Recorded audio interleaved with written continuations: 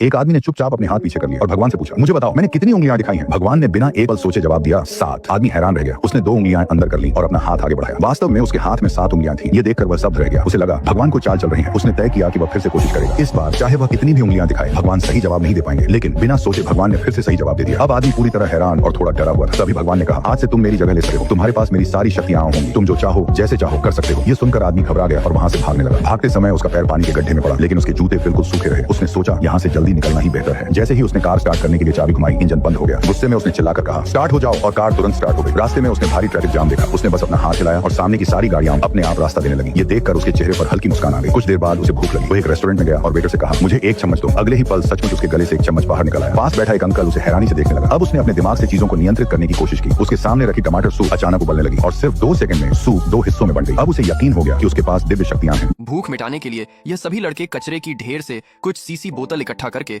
उन्हें अच्छे दामों में बेच देते हैं ताकि उन्हें खाने के कुछ पैसे मिल सके। उनके पास रहने के लिए भी कोई अच्छी जगह नहीं थी। वे हर दिन इसी तरह काम करके हंसी खुशी अपना गुजारा करते थे। पर एक दिन उन्हें एक वीआईपी शादी में वेटर का काम करने को मिला, जहां उन्हें नए नए कपड़े पहनने को मिलते हैं। ये देख छोटा लड़का काफी खुश था। वे काफी मेहनत और लगन से अपना काम कर रहे थे कि तभी छोटे लड़के की नजर एक जगह पड़ी जहां कुछ लोग अपनी बच्ची का बर्थडे मना रहे थे।